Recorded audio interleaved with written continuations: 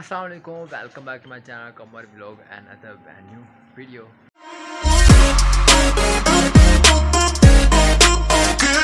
हाँ जी यार की हाल है, ठीक हो? तबीयत सीता नहीं सब कुछ ठीक ने नहीं वेलकम बैक हो गया साढ़े अज न्यू व्लॉग ते यार फाइनली तुहाडे भाई ने आखिया चलो जो है ना अपना व्लॉग दोबारा स्टार्ट कर लेने क्योंकि जो 2-3 छुट्टियां बड़ियां हो गई।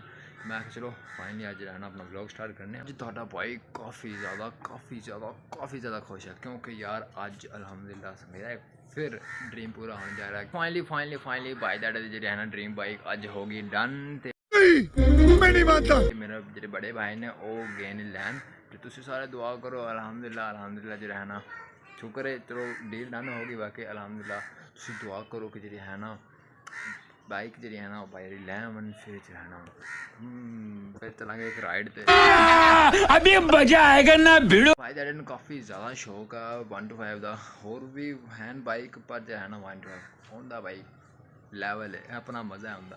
तो इस जो है ना काफ़ी पहले तो तकरीबन हो गए साल होने वाला उस टाइम तो जो है ना काफ़ी ज़्यादा दिल सी बाइक लैन ते पर जो है ना मैं क्या सी जो है ना नया साल जो है ना 24 मॉडल जो होना है तो असी फिर इस डन किया कि जो 24 मॉडल आएगा ना वो ही लवांगे। तो अल्हम्दुलिल्लाह जो है ना 24 मॉडल भी आ गए सारे ही जानते हो। तो फिर मेरे बड़े भाई जो है ना वो गए ने बाइक लैन पर जो है ना मैनू नहीं लाया गया यार मैं भी जाना ही मैं उन्होंने क्या कहते नहीं बेटा तू छोटा है तू अजय घर ही हो। मैं क्या चलो असी जो है ना अपना घर वेट करने इंतजार करने तो जो है ना मेरा काफ़ी ज़्यादा दिल से मैं नाल जाना से पर नहीं लै गए। तो नहीं होता है मैं क्या चलो कोई गल नहीं खैर है असी करने घर ही वेट तो हम जनाब हूँ सिर्फ आज ना कुछ देर तक आज ना फिर जनाब अपनी बाइक जाऊँगे बाहर राइड से 1 hour later।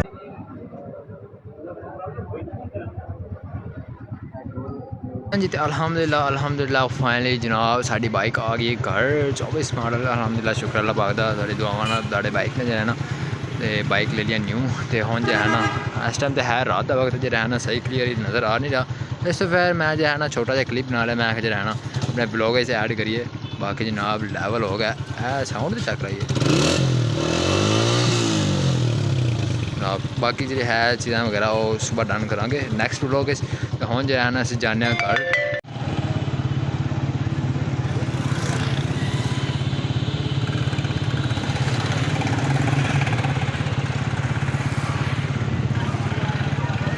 हाँ जी तो यार पहली राइड सी बाइक मज़ा आ गया यार अल्हम्दुलिल्लाह शुक्र अल्लाह अल्लाह ताला नज़र बद बचाए। तो हम जो है ना चलने घर चल के जो है ना व्लॉग्स एडिट करने। A few moments later।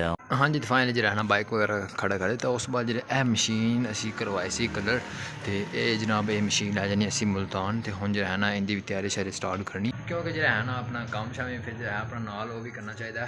Dream bike तो आ गई अपनी हम जो है ना ये ड्रीम मशीन भी जी ना ये भी असी मुल्तान लैके जानी है तो उत्थे फैक्ट्री के फिट करनी है। तो इस तो जो है ना इंशाल्लाह सुबह जो है ना इनकी लोडिंग भी करानी है। तो उम्मीद है कि मैं भी नाल ही चला जावा मुल्तान।